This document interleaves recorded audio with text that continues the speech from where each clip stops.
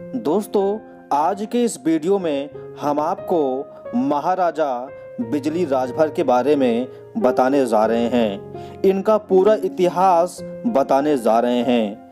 और दोस्तों, इस इतिहास के बारे में बहुत ही कम लोगों को पता है। दोस्तों, एक पोस्ट के मुताबिक 12वीं शताब्दी राजभर राजाओं के साम्राज्य के लिए बहुत ही अशुभ साबित हुई। इसी शताब्दी के अंतिम वर्षों में अवध के सबसे शक्तिशाली महाराजा बिजली वीरगति को प्राप्त हुए थे। दोस्तों, सन 1194 ईस्वी में इससे पहले राजा लाखन राजभर भी वीरगति को प्राप्त हुए।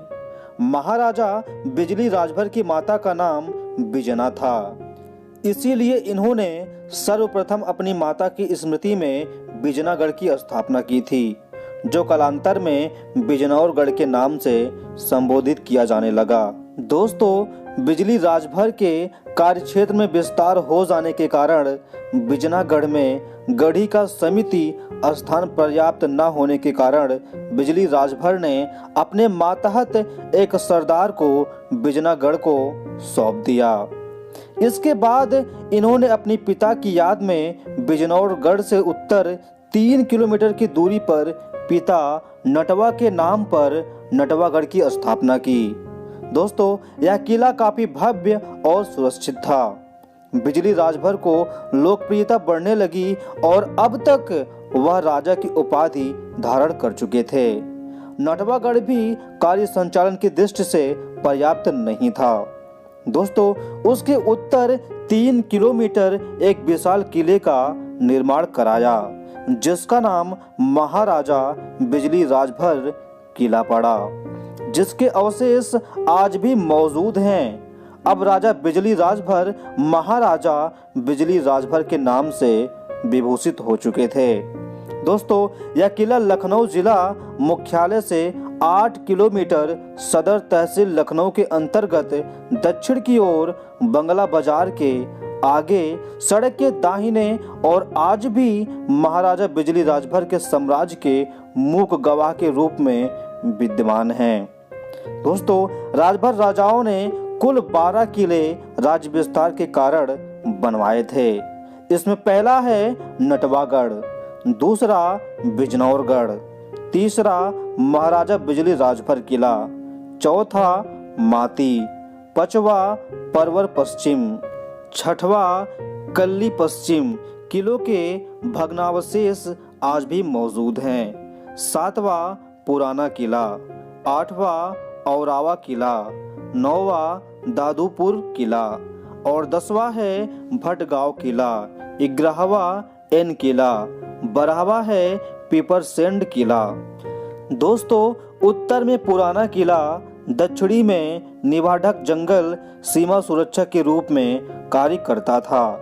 इसके मध्य में महाराजा बिजली राजभर का केंद्रीय किला सुरक्षित था। दोस्तों, महाराजा बिजली राजभर के अंतर्गत 94,829 एकड़ भूमि अथवा 184 वर्ग मील का भूभाग सम्मिलित था। इस क्षेत्र की भूमि उपजाऊ थी। धान, गेहूं, चना, मटर, ज्वार, बाजरा आदि की खेती होती थी।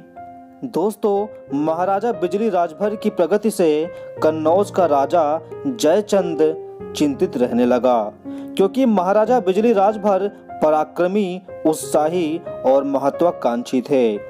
बिजली राजभर के सैन्य बल एवं वीर योद्धाओं का वर्णन सुनकर जयचंद भयभीत रहता था, लेकिन अपने साम्राज्य के विस्तार के लिए जयचंद की भी इच्छा रहती थी। दोस्तों, जयचंद ने सबसे पहले महाराजा सातन राजभर के किले पर आक्रमण कर दिया। इस आक्रमण में घमासान युद्ध हुआ और जयचंद की सेनाओं को भागना पड़ा। दोस्तों, इस अपमानजनक पराजय से जयचंद का मनोबल टूट गया था, किंतु बाद में जयचंद ने कुटिलता पूर्वक एक चाल चली और महोबा के सूरवीर आला उदल को भारी खजाना एवं राज्य देने के प्रलोभन देकर बिजनौरगढ़ एवं महाराजा बिजली राजभर के किले पर आक्रमण करने के लिए प्रेरित किया। दोस्तों, आला उदल कन्नौज की सेनाएं लेकर अवध आए और उनका पहला पड़ाव लक्ष्मण टीला था। इसके बाद पहाड़ नगर टिकरिया गए। बिजनौरगढ़ से 10 किलोमीटर दक्षिण की ओर और सरवन टीले पर उन्होंने डेरा डाला। दोस्तों, यहाँ से उन्होंने अपने गुप्तचरों द्वारा बिजली राजभर किले से संबंधित सूचनाएं एकत्र की। जिस समय महाराजा बिजली राजभर अपने पड़ोसी मित्र राजा काकोरगढ़ के किले में आवश्यक कार्य से गए हुए थे। दोस्तों, उसी समय मौका पाकर आला उदल ने अपना एक दूत इस संदेश के साथ भेजा कि राजा हमें अधिक धनराशि देकर हमारी अधीनता स्वीकार करें। लेकिन दोस्तों, यह सूचना तेजी से संदेशवाहक ने महाराजा बिजली राजभर को काकोरगढ़ किले में दी। उसी समय सातनपट्टी के राजा सातन राजभर भी किसी विचार विमर्श के लिए काकोरगढ़ आए थे।